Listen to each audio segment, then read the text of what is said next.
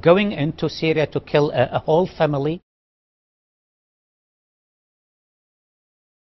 a father and 3 of his sons, and another family, a husband and wife, is really a terrorist act.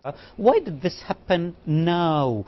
The United States of America came out with a long series of lies to justify its invasion and occupation of Iraq. What is happening right now on the domestic scene here in the United States, criticism have been leveled against the US administration for its mishandling of the whole so-called war on terrorism, sending troops to Iraq when Iraq was never a terrorist threat against the United States, while ignoring the fact that Al-Qaeda is prospering and thriving in Afghanistan. This has embarrassed this administration a lot, and suddenly, out of the blue, they decide to escalate the tension in our region and to divert attentions to Iraq, claiming that, look, there are problems in Iraq, we need to be there, we need to attack the neighboring countries of Iraq, it's such a volatile situation there. It's a purely election-related domestic political issue here in the United States. But what a terrible price, innocent people being killed so that this administration can justify its actions on a political level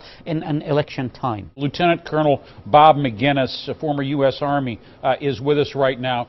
Bob McGinnis, everyone knows, all the intelligence points to foreign fighters coming across the border from Syria into Iraq, being behind suicide bombings, but doesn't the ambassador have a point? Those bombings are on the downturn. Why now? The suicide bombers that have come into Iraq, killing thousands of Iraqis, have come through Syria. Why this particular incident? I'm sure that there was very specific intelligence that caused the action.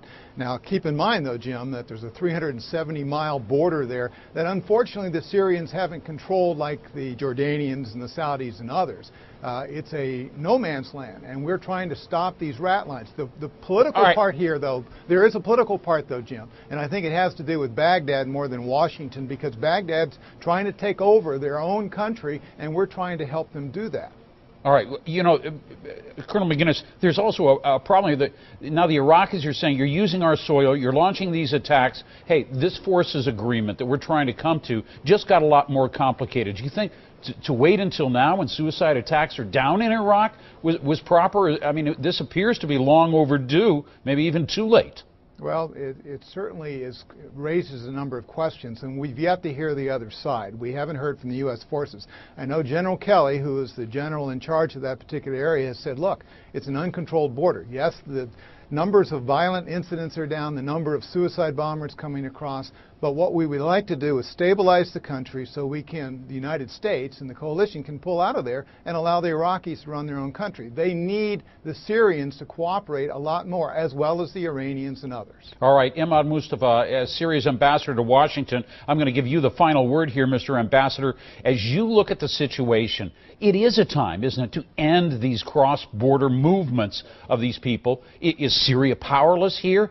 Or is it in the interest of Syria, really, to stop these, to work together with the Iraqi government as it takes over its own affairs? This is extraordinary. Your audience are supposed to know the following. I hope they will know this. Contrary to what this gentleman has just said, Syria and Iraq were cooperating, particularly in the last 2 years, on trying to secure these borders. Syria has never ever allowed willingly and knowingly terrorists to penetrate those borders and to go and to kill any human being in Iraq. Having said this, it's so important to know that every Iraqi official, the president, the prime minister, the foreign minister, only last week the Minister of Interior have always said time and again that they will never allow U.S. troops to use Iraq as a basis for an attack on a neighboring country. This will only destabilize Iraq and weaken the Iraqi government. Most importantly, sir, is the following fact. Only next week we were planning to have an Iraqi-Syrian Security Committee meeting, and the Iraqis were planning to invite U.S. military and security officials to attend as observers. This unfortunate attack has totally undermined the Iraqi efforts to try to build security and cooperation agreements with their neighbors. This unfortunate attack has totally undermined the Iraqi efforts to try to build security and cooperation agreements with their neighbors.